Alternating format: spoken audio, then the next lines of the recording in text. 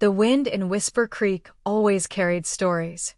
Sometimes it brought the scent of rain off the distant ridge, sometimes it carried the sound of church bells or the crack of a far-off rifle. And sometimes, like now, it carried whispers, soft, poisonous ones that curled through town like smoke. They said Clara Wynne was carrying another man's child. The rumor started like most do in small towns, quiet and cruel, born over coffee at the mercantile counter. By noon, it had spread through every porch and parlor in Whisper Creek. Men shook their heads and women whispered behind fans, and by sundown, Clara couldn't step outside without feeling eyes on her back. She lived at the edge of town, in an old boarding house that creaked with every gust of wind. The landlady, Mrs. Farley, was a kind soul, but even her kindness wore thin under the weight of gossip. "Clara, you'd best stay inside for a spell," she warned one morning. "People are talkin' worse than usual." Clara just nodded, her eyes distant. "They always talk, Mrs. Farley. It's what folks do when they don't have lives of their own." But even as she said it, her throat tightened. She'd come to Whisper Creek 6 months earlier from Cheyenne, hoping to start over, to find honest work, quiet peace, and a chance to forget the man who'd broken her heart and her name in one blow. Instead, she'd found new pain in an old pattern: judgment. Out past the saloon, on the northern ridge of town, a man named Elias Crow was breaking horses when he first heard the whispers. He was tall, broad-shouldered, and carried a stillness about him that unsettled most men. His dark hair was tied back at the nape, his shirt sleeves rolled, and his hands rough from a lifetime of work. A young ranch hand, Miles, rode up that morning with the talk. "Did you hear about that new woman in town, boss? They say she's got herself in trouble. Ain't even got a husband." Elias didn't look up from the rope he was coiling. "Rumors don't make facts, son," he said, calm and steady. Miles laughed nervously. "Maybe so, but folks don't care much about facts. They care about talk." Elias glanced up, eyes sharp beneath the brim of his hat. "That's the trouble with most folks." He'd seen enough of people's cruelty in his 30-odd years to know that words could hurt more than bullets. He didn't know Clara Wynne, but something in the way the men spoke about her didn't sit right with him. That evening, he rode into town. The sunset bled across the hills like spilled paint, and the wind had turned colder. Outside the general store, a few men lingered, laughing too loudly for decent company. Elias dismounted, tied his horse, and walked inside. Clara stood near the counter, clutching a loaf of bread and a tin of coffee. Her bonnet was tilted low, but even then, he could see the weariness in her shoulders. The shopkeeper, old Mr. Webb, shifted uncomfortably when Elias stepped up beside her. "Evenin', Crow. Didn't expect to see you in town." "Needed supplies," Elias said, voice low. Then he turned to Clara, offering a polite nod. "Ma'am." She hesitated, surprised someone had spoken to her without scorn. "Evenin', sir." He tipped his hat. "You're new here?"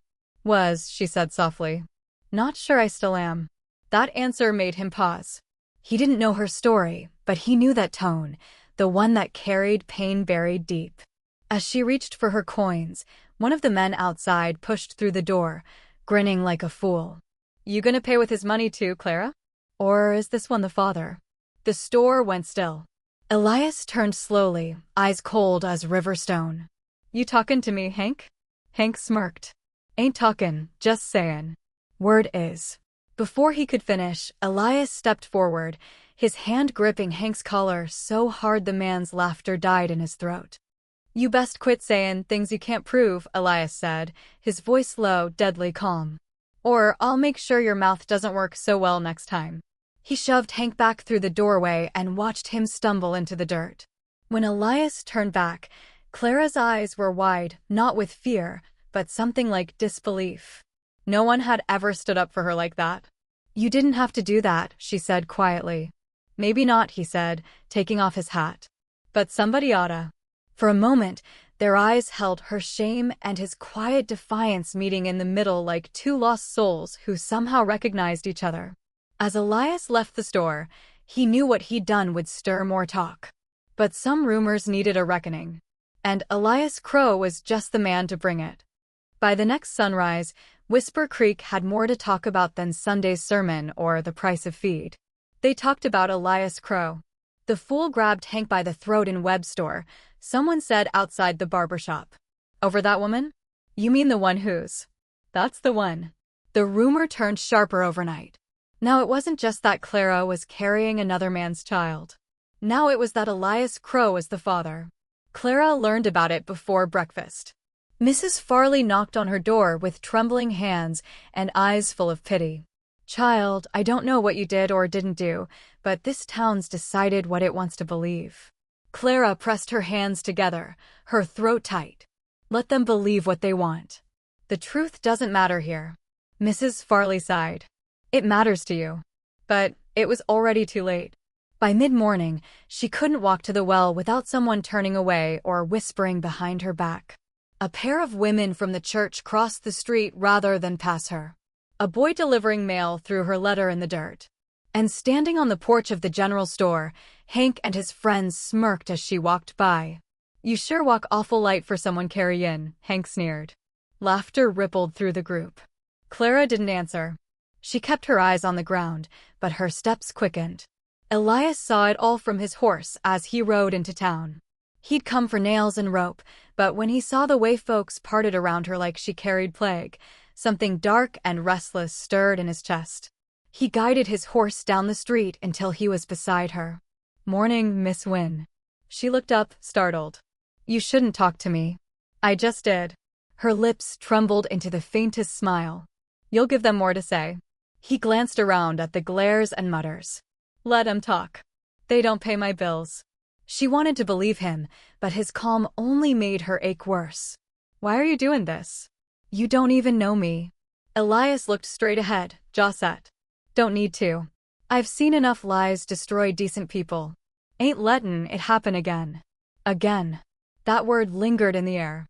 Clara wondered what pain lay behind it, but she didn't ask. They walked in silence to the mercantile porch, where Elias dismounted. The men from earlier leaned against the railing, smirking like hyenas. Well, if it ain't the happy couple, Hank called out. How's the little one comin' along? Elias stopped cold. Say that again. Hank shrugged. Just makin' conversation.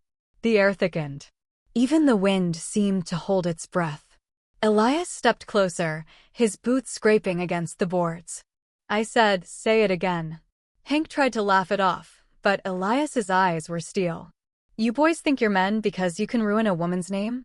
Have you ever worked for what you say? Ever stand for something that ain't rotten? Hank opened his mouth, but Elias didn't let him finish. You're cowards, all of you. His voice carried down the street like thunder. And if I hear one more lie about Miss Wynne, you'll answer to me. The crowd had gathered now, faces in windows, folks whispering from wagons. Clara stood frozen, her pulse loud in her ears. He was risking everything, his business, his name, for her. Elias, please, she whispered. He turned to her then, and for a heartbeat, the anger melted. Don't you worry. I can handle a few cowards. But Hank wasn't done. You sure can, Crow, maybe, 'cause you got something to hide. Maybe she is carryin' your child. That one sentence hit like a rifle shot. The murmurs turned into a low, ugly growl. Elias's face went still, unreadable. He could have denied it right then. He could have cleared his name. But he didn't. Instead, he looked at Clara, pale, trembling, her eyes wide with fear and shame, and something in him snapped. He stepped forward, voice steady as stone. She's been through enough, he said. You want someone to blame, you blame me. You say she's carryin' my child? Then fine. He lifted his chin, looked every man in the eye. Then I'll be that man. The silence that followed was heavy and eternal. The whole town stared, stunned. Even the wind seemed to bow its head. Clara couldn't speak. She just stood there, her heart breaking for a man she barely knew, one who'd just thrown away his name to protect hers. Elias turned back to her, voice gentler now. Come on, Miss Wynne. You've had enough of town for one day. And with that, he led her away through the dust and the stairs, a cowboy walking beside a woman the world had condemned, carrying not a child, but the weight of each other's dignity. The town would never see him the same way again. And neither would she. But love, real love, sometimes begins in the ashes of reputation. The ride out of Whisper Creek that afternoon was silent. Dust rose behind Elias's horse as it carried them along the ridge road, the town shrinking in the distance like a bad memory. The wind had turned colder, and gray clouds rolled across the Montana sky. Clara sat sideways behind Elias, hands gripping the back of his coat. She didn't know what to say or how to even breathe. The man had just branded himself with her shame to save her from it. She stared at the outline of his shoulders, steady, broad, unflinching, and wondered what kind of man does that. After a long stretch, she finally spoke. "You shouldn't have said that back there."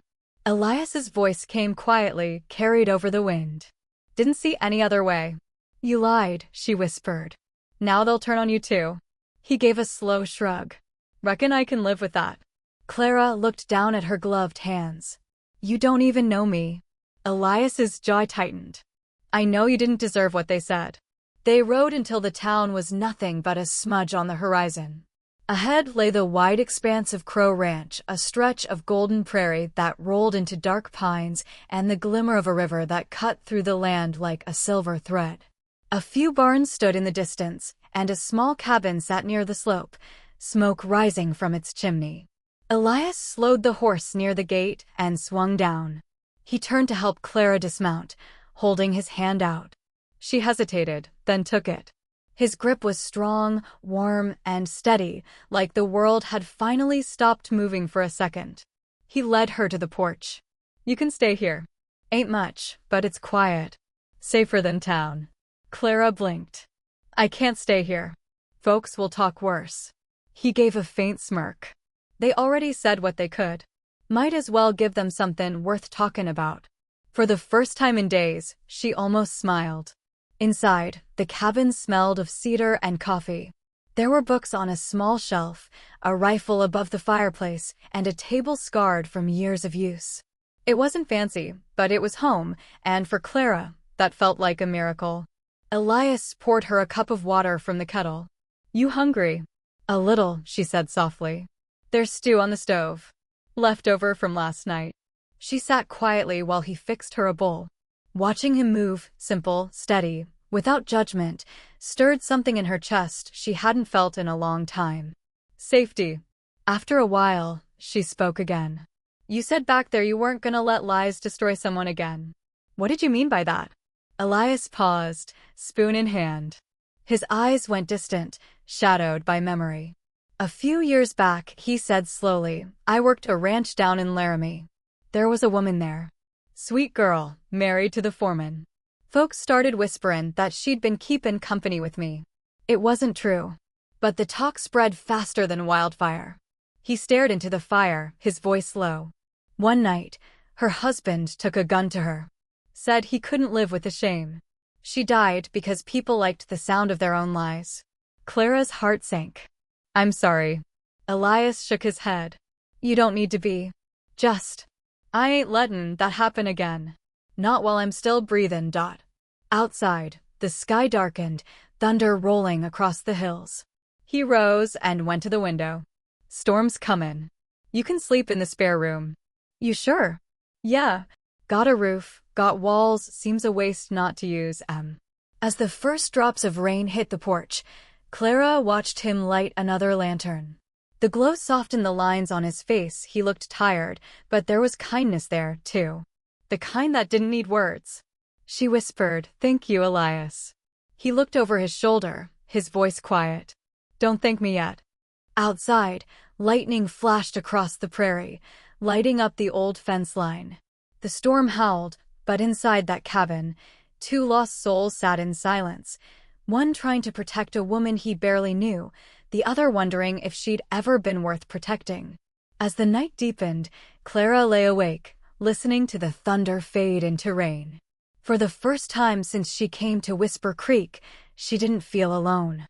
But what neither of them knew was that the storm outside was nothing compared to the one coming from town. Whisper Creek had long memories and meaner tongues, and the lies about Clara Wynne and Elias Crow were about to take on a life of their own. By morning, the rain had passed, leaving the world washed clean and silver under the dawn light. Clara stood at the small window of the cabin, watching mist roll off the grasslands. She could smell wet earth and pine, and for a moment, she let herself believe that peace was something she could actually hold on to. Inside, Elias was already up, shirt sleeves rolled, coffee on the stove, his hat hanging from a chair. He looked like he belonged to this land, carved from it, the kind of man who didn't just survive storms, he became part of them. "Sleep all right?" he asked, pouring her a cup. Clara nodded, accepting it with both hands. "I did. First time in a long while." Elias gave a faint smile. "Good. You'll need your rest. I'm headin' into town today." Her heart sank. "You can't. Not after what you said yesterday." They'll talk anyway," he interrupted gently. "Let 'em. But I got business to tend to, and someone's gotta make sure that preacher doesn't spread more poison." Clara's fingers tightened around the cup. "They'll turn on you." Elias took his hat from the chair, settled it on his head. "Wouldn't be the first time." He stepped out into the morning light, leaving Clara standing in the doorway, the sound of his horse fading into the horizon. Down in Whisper Creek, the storm that had rolled across the plains hadn't washed away the gossip, it had only given it time to grow teeth. By the time Elias rode in, every porch and storefront had a voice. "Crow's taken her in," they say. "Maybe she's carrying his now." Always knew he had a wild streak. The general store went silent when Elias pushed open the door. The floorboards creaked under his boots, and the air hung thick with tension. Tom Grady, a ranch hand with more whiskey than sense, leaned against a barrel and muttered just loud enough for everyone to hear. "Guess you finally claimed that little scandal for yourself, huh, Crow?" Elias didn't flinch. He set a list on the counter for supplies. "Just need coffee, flour, and nails. You mind keepin' quiet long enough for me to pay?" Grady sneered. "We mind when a man brings shame to this town." Elias turned, slow and calm, but his voice had iron in it. "You think shame comes from a woman trying to live through the cruelty of others? You think lies make you righteous?" Grady opened his mouth, but Elias stepped closer, close enough that the whole room went still. "You spread one more word about her," Elias said softly, "and I'll make sure the next rumor folks tell is how a fool learned to keep his mouth shut." No one spoke. Not even the storekeeper. Elias gathered his supplies and walked out, leaving a silence that lingered long after the bell over the door stopped ringing. Back at the ranch, Clara had spent the morning cleaning, needing something to keep her hands busy. The place felt more alive now, a woman's touch bringing warmth where there'd only been solitude. When Elias rode back in, she was sweeping the porch. He looked at her for a moment before speaking. "They'll talk more now," he said quietly. "But they'll think twice before they talk near me." Clara's eyes softened. "You shouldn't have to fight my battles." He dismounted, tying the reins. "You didn't ask me to. I chose to." The wind picked up, carrying the scent of rain and sage. For a moment, neither of them moved. Then Elias spoke again, his tone gentler. "You could stay, Clara. I've got room. You can work in the garden or help with the stock. No one here but the horses to judge." Her eyes filled. "You don't even know what that means to me." He looked away, jaw tight. "Maybe I do." That evening, they sat by the fire. The light flickered between them, and for the first time, their silences didn't feel heavy. Clara turned to him. "You said you lost someone once. The woman folks lied about. Did you love her?" Elias took a long breath. "Maybe I could've. But I never got the chance to find out." He stared into the flames. "When I saw you standing there in that street, all alone, trying to hold yourself together while they tore you down, I remembered her. And I swore I wouldn't let the same story repeat." Clara whispered, "So you saved me because of her?" He looked up, his eyes steady and soft. "At first, maybe. But now," he paused, searching for words. "Now I ain't so sure who's saving who." The fire crackled. Clara's chest ached in a way she hadn't felt since her heart had last trusted someone. Outside, an owl called into the dark. Inside, two broken souls sat closer than before, the space between them shrinking, filled with unspoken promise. But miles away, in the backroom of Whisper Creek Saloon, a few bitter men were still talking. And when talk turns to pride and jealousy, it never ends with words. The calm before the next storm had already begun. The next morning in Whisper Creek, 1884, the sun rose blood orange over the plains, beautiful but uneasy, like the calm before thunder. Inside the Silver Spur Saloon, the talk had turned from whispers to plans. Tom Grady sat nursing his pride and a bottle. His cheek still bore a faint bruise from the last time Elias Crow's glare had cut him down to silence. Around him were a few ranch hands, idle men with more time than decency, Hank Dalton, Levi Burns, and a couple of others who couldn't stand seeing another man rise higher than them. Grady slammed his glass down. "He's making us all look like fools, talking her in, actin' like some kind of hero. You know what that does to this town? Makes us look weak." Levi leaned back, smirking. "Ain't the woman's fault he's lost his mind. But maybe someone needs to remind him what kind of place Whisper Creek is."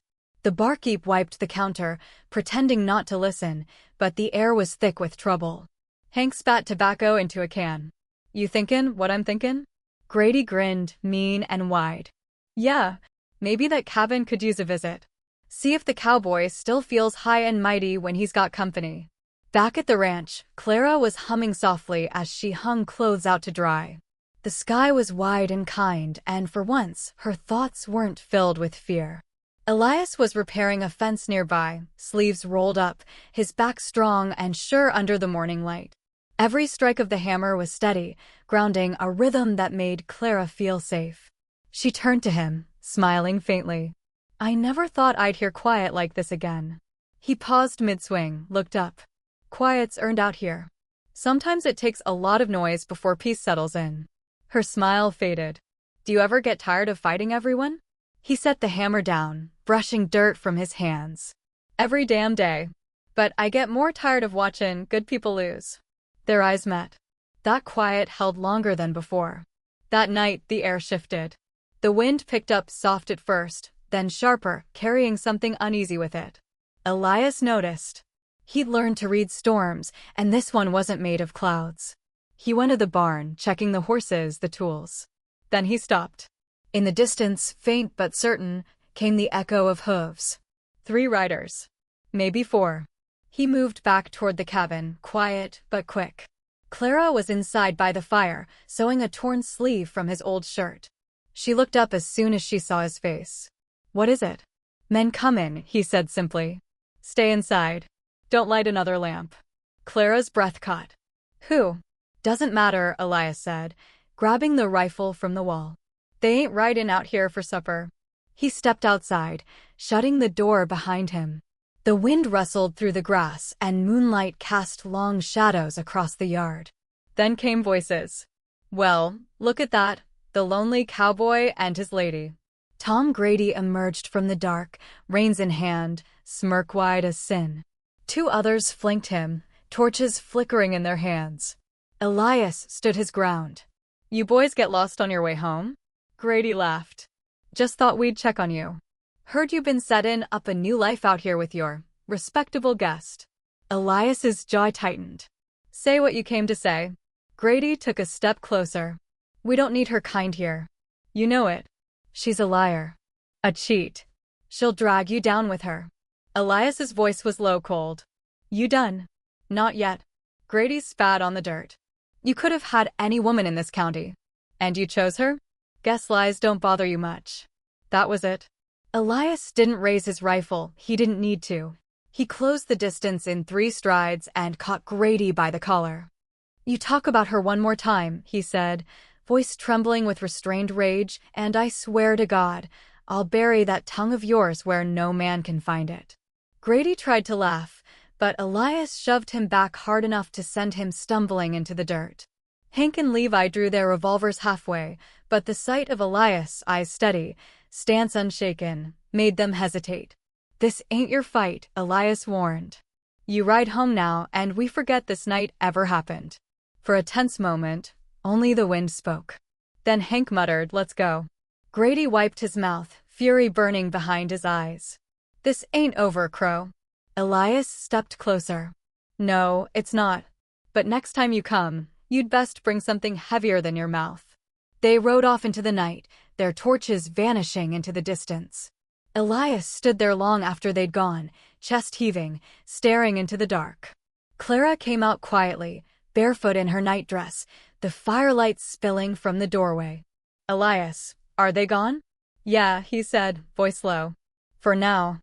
She stepped closer, trembling, her eyes searching his face. "You could have been killed." He turned toward her, his anger melting into something softer. "I ain't afraid of dying, Clara. Just afraid of losing what's right." And before he could say another word, she was in his arms, the woman everyone had shunned, holding the man who'd chosen her over the world. The storm had passed for now. But every calm in Whisper Creek came with a cost, and the next reckoning was already on its way. By dawn the next day, Whisper Creek was alive with talk. Word of what happened at the Crow Ranch had spread faster than wildfire in dry grass. Men leaned on hitching posts whispering, women traded glances at the general store, and by noon the story had already changed twice over. In one version, Elias Crow had shot Tom Grady. In another, Clara had confessed everything under the moonlight. Truth didn't travel as fast as gossip in 1884. Elias sat on the porch, hat tipped low, watching the road dust shimmer in the morning sun. His jaw was still tight from the night before. He didn't regret what he'd done, only that Grady had walked away breathing. Inside, Clara poured coffee with trembling hands. Her eyes were tired, her face pale. The small cabin that had begun to feel like home now seemed smaller, the air heavier with fear and shame she didn't deserve. Elias looked through the window, saw her shoulders trembling, and went inside. "You ain't done anything wrong," he said softly. She looked up, eyes shining. "You stood up for me. And now everyone's talking worse than before." "Let 'em," Elias said. "This town's full of cowards who'd rather whisper than face a truth they don't understand." She set the cup down, her voice shaking. "But it's your name now they'll ruin." He stepped closer. "My name's only worth what I use it for." Her breath caught, the meaning sinking deep. A knock came at the door, hard, deliberate, like judgment itself. Elias turned, hand resting on the rifle by instinct. From outside, a voice called, "Elias Crow." "It's Sheriff Dutton. I reckon you ought to open up." Elias nodded at Clara. "Stay behind me." He opened the door, slowly and carefully. Sheriff Dutton stood there, tall, gray, and steady-eyed, the kind of man who'd seen too much to be easily swayed by gossip, but not enough to ignore it entirely. "Mornin', Sheriff." "Crow." Dutton's voice was low but firm. "Heard there was a bit of trouble out here last night." "Depends who you heard it from." "Tom Grady," the sheriff said. "And 3 witnesses." Elias gave a small snort. "I'm surprised he found 3 men who could tell the same story." Dutton studied him. "He says you threatened him. That you aimed to kill." Clara stepped forward before Elias could speak. "That's a lie," she cried. "Tom Grady came here with torches, to scare us, to shame me again." Elias only stopped him. The sheriff looked at her, really looked at her, and something softened in his eyes. "Miss Clara, I've known you since you came through this town. Folks talk too much and listen too little. But threats are still threats, and I've got to keep the peace." Elias folded his arms. "You gonna arrest me, Sheriff?" Dutton sighed. "Not today. Just keep your temper." Whisper Creek ain't the kind of place that forgets a fight, especially when hearts are involved. He tipped his hat, eyes flicking to Clara one last time, then turned his horse toward town. When he was gone, Clara sank into a chair, her hands covering her face. Elias crouched beside her. "They're turning against us," she whispered. "They'll never let you rest now." Elias shook his head. "Let 'em try. You think I built this ranch for their approval?" She looked at him, a man carved from hard land and harder choices, and for the first time, she saw the pain beneath the strength. "I don't want to be the reason you lose everything," she said. "You're the reason I've got something to fight for," he replied quietly. That evening, the wind changed again, softer this time, almost kind. Clara stood outside watching the sun bleed into the hills. Elias joined her, leaning against the porch rail. For a while, they said nothing. The silence between them had changed. It wasn't distance anymore, it was belonging. She spoke first, her voice barely a whisper. Before I came here, I thought my name was a curse, that it would destroy anyone who stood near me. Elias turned to her. Your name ain't what matters. It's what you live for that tells the story. Clara smiled faintly. And what do you live for, Elias Crow? He met her eyes, the fading light catching in his. For what's worth protecting, even when the world says it ain't. Far off in town, Tom Grady watched the horizon from the saloon window, hate burning in his chest. The way he saw it, Elias had stolen his pride, and the only thing that could mend that was vengeance. He turned to Levi and Hank. We ain't done. You tell the others. I want that cabin gone by sunrise. Night fell heavily over Whisper Creek. The sky hung low and gray, the moon shrouded behind thin clouds that moved like ghosts over the prairie. Inside the small cabin, the fire burned low, filling the room with a sleepy warmth. Clara sat by the hearth, brushing her hair, while Elias leaned back in his chair near the window, boots crossed, eyes distant. Neither spoke much that night. Some silences were easy, this one wasn't. He could feel the weight of the town pressing on them. Rumors were like wildfire. They didn't just spread, they consumed. Outside, the wind carried the faintest smell of smoke. Not from their chimney, this was sharper, mixed with pine tar and something wrong. Elias stood. Clara, stay inside. She looked up instantly. What is it? He didn't answer, just stepped out onto the porch. The air was cool, still. But over the ridge, he saw it, a faint orange flicker dancing where it shouldn't be. Then came the sound of horses. He didn't even need to count this time, 3, 4, maybe 5, the same devils from before. Clara stepped to the door, fear in her voice. Elias? Go to the cellar, he said, loading his rifle. Now. But before she could move, the first shout rang out. Crow! Come out, you lying snake! It was Tom Grady's voice, thick with whiskey and rage. Elias stepped off the porch, rifle at his side. You've had your say, Grady. Go home before you start something you can't finish. But Grady only laughed. Finish? Oh, I ain't even started. You think you can shame me in front of this town and keep livin' peaceful? No, sir. The others behind him lit torches. The fire's glow flickered across their faces, cruel and eager. Clara's voice trembled behind Elias. Elias, please. Get back inside, he said quietly, not taking his eyes off the men. Grady stepped forward, his smirk twisting. You can keep her, Crow. You always did like talking what wasn't yours. But I reckon the rest of us don't need to see it. He threw the torch. It hit the barn door first. Flames leapt up in an instant, the drywood catching like kindling. The horses screamed inside, thrashing in terror. Elias ran for the barn, but Hank fired a warning shot into the dirt near his boots. Stay back, Cowboy, Clara screamed. No. Elias turned, eyes wild, fury burning in his chest. He fired once. The bullet struck the ground inches from Grady's feet, a warning of his own. Drop your torches, he barked. No. But they didn't listen. One of them, Levi, stepped forward with a smirk. You ain't gonna shoot all of us. Elias didn't answer. He fired again. This time, the bullet grazed Levi's arm, sending his torch spinning into the dirt. The others froze. The fire crackled behind them, the horses still crying out. Elias's face was stone. Get on your horses, he said. And don't ever ride this way again. Hank grabbed Levi's arm, pulling him back. Let's go, Tom. He's serious. But Grady wasn't ready to back down.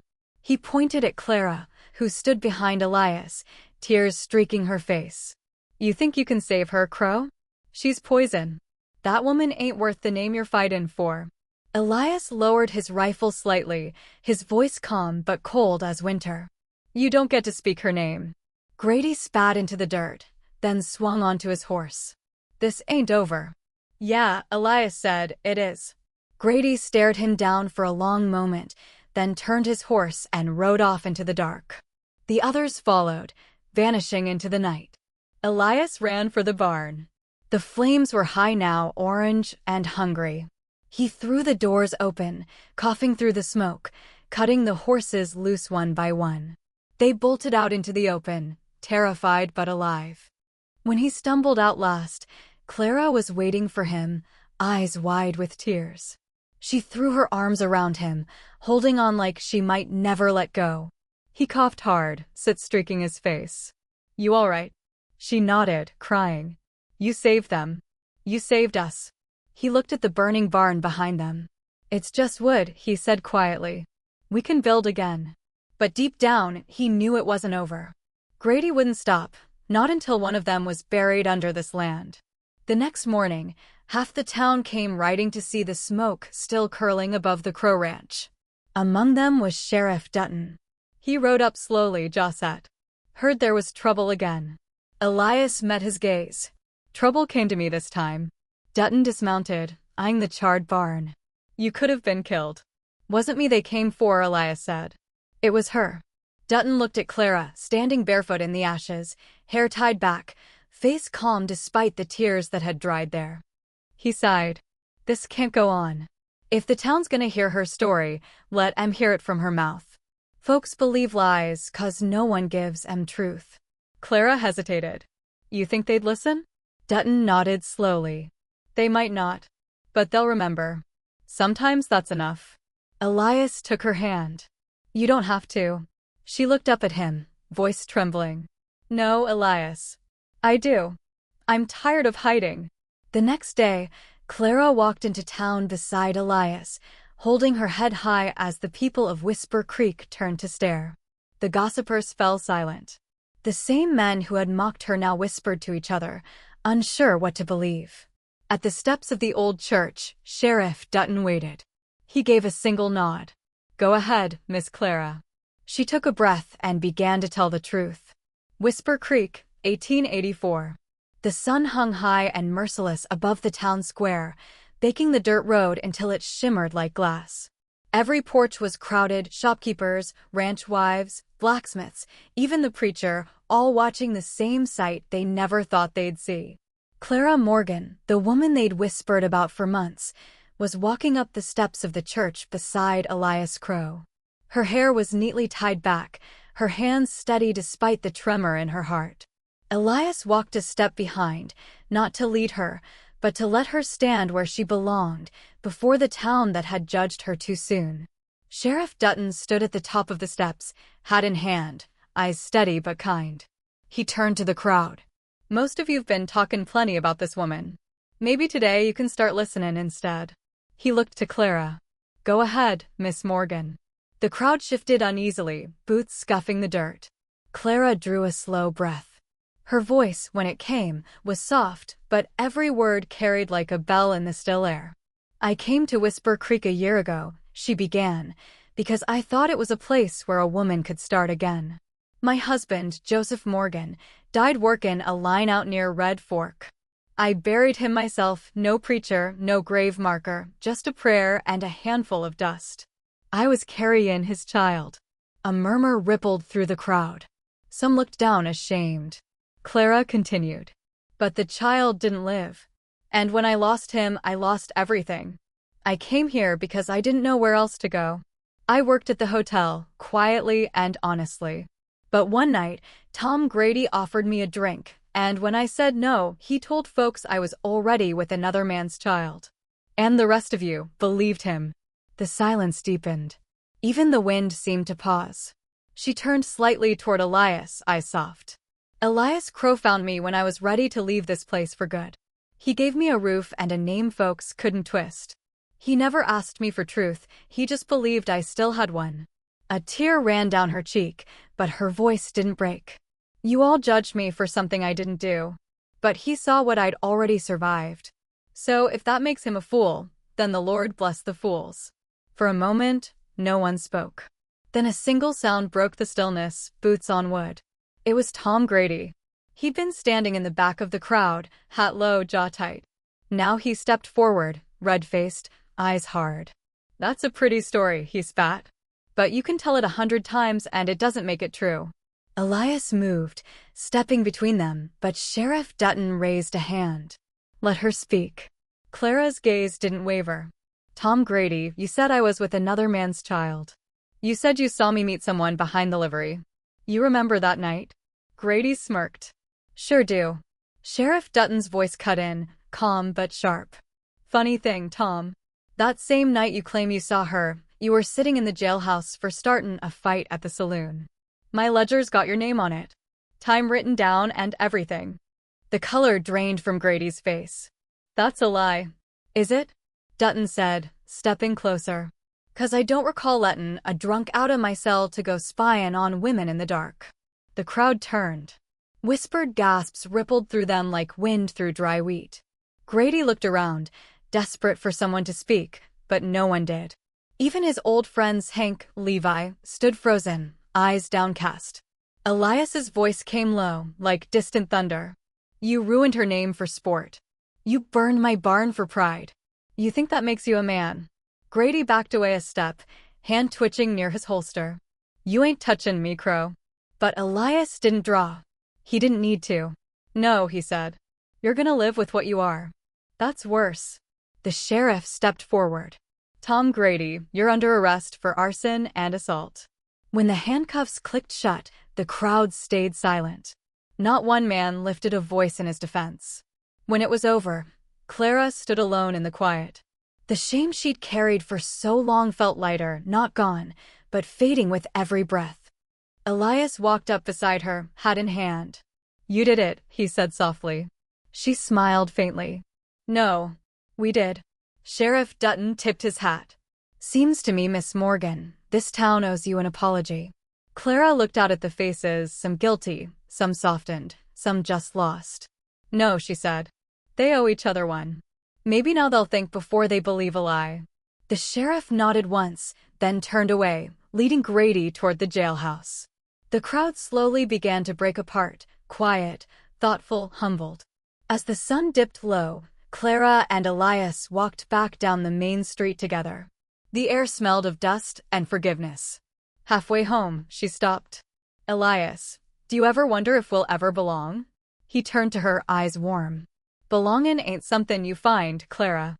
It's something you build. Brick by brick, truth by truth. And for the first time in a long while, she believed him. That night, in the cabin by the hills, the fire burned steadily again. No smoke of hate, no fear at the door, only warmth. Clara sat close to the flames, and Elias beside her, their hands brushing lightly. For the first time, Whisper Creek slept without gossip. And under that quiet, two hearts finally rested too. Whisper Creek, spring of 1885. The winter storms had passed, and the hills rolled green again, soft with morning mist. The town had quieted since the day Clara Morgan stood on the church steps. Folks didn't talk as much anymore, and when they did, it was softer, slower, as if every word had to be weighed before it left their lips. Elias Crow's ranch sat just beyond the ridge, 3 miles from town, where the prairie met the cottonwoods. Smoke drifted gently from the chimney, not from ruin this time, but from breakfast cooking in a skillet. Inside, Clara stirred a pot of coffee while sunlight danced across the rough-hewn table. The baby's cradle, handmade from cedar, sat near the window, though it was empty for now. She smiled at it, her hand resting on the smooth wood. You really think we'll fill it someday? She asked. Elias, sitting by the door as he mended a saddle strap, looked up with that quiet grin of his. World's got room for second chances. Guess we oughta make room for one too. Clara laughed softly. You and your way of sayin' things, Elias Crow. He shrugged. Ain't words that matter, Clara. It's what we keep alive when they're gone. Outside, the fields had started to grow again. What had burned was now rich with new shoots of wheat, fed by ash and rain. Elias had rebuilt his barn plank by plank, and the townsfolk, the same ones who'd once crossed the street to avoid Clara, had shown up to help. Old Martha from the boarding house brought food every Sunday. Even young Levi, one of Tom Grady's old drinking friends, came by with nails and timber. He'd stood there awkwardly at first, hat twisting in his hands, before blurting out, Miss Morgan. I believed him when I shooed V. I'm sorry. Clara hadn't said much. She just nodded, her eyes gentle but strong. Then build something better, Levi. Not just here in you. That's how the barn was raised, not with noise, but with quiet redemption. Every hammer strike was an apology, every board a promise. By the time it stood tall again, red paint fresh in the sun, the Crow Ranch looked alive. One evening, as twilight painted the sky in gold and rose, Elias rode down into town with Clara. They stopped by the general store, where a new sign hung. Morgan and Crow Goods, honest trade for honest hands. It had been Elias's idea. You worked too long for someone else's table, he'd told her. Time you had one of your own. Inside, shelves lined with flour, cloth, tools, and coffee greeted them, the first real store run by a woman in Whisper Creek. The townsfolk came often, sometimes just to talk. Not about rumors, but about weather, harvests, or how Clara made the strongest coffee in Texas. Sheriff Dutton stopped by weekly, tipping his hat with a smile. Town's quieter now, he said one morning. Funny how peace grows where truth's been planted. Clara smiled. Guess it just needed a little water and some good company. But peace doesn't mean forgetting. One night, months later, Elias sat out by the fire with Clara beside him, the prairie stretching endlessly beneath the stars. You ever think about him? He asked quietly. Tom, she said, nodding faintly. Sometimes. He's still in Huntsville, ain't he? Yeah, workin' off his time in the quarry. Heard he doesn't talk much. Clara stared into the flames. Maybe that's his punishment. Havin' to listen for once. Elias nodded. Maybe. But folks like him, they teach the rest of us something. Remind us what we don't want to be. The fire popped softly. Clara leaned her head on his shoulder, the wind rustling the grass like a lullaby. I used to think love meant finding someone who saved you, she said. He turned slightly, his thumb brushing her hand. And now? Now I think it means finding someone who stands beside you, even when you don't need Savon anymore. Elias smiled, his eyes shining with the reflection of the fire. Guess I'll keep standing then. She laughed, soft and full. You better. That summer, the barn door stayed open most days.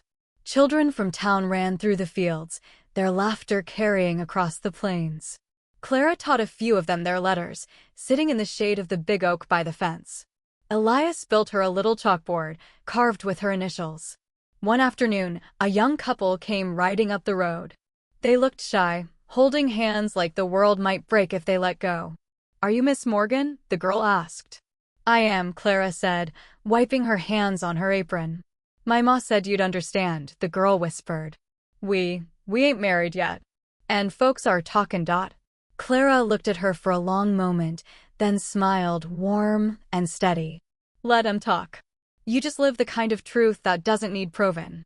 And if they can't see it, they'll learn like Whisper Creek did. The girl's eyes filled with tears. Thank you, ma'am.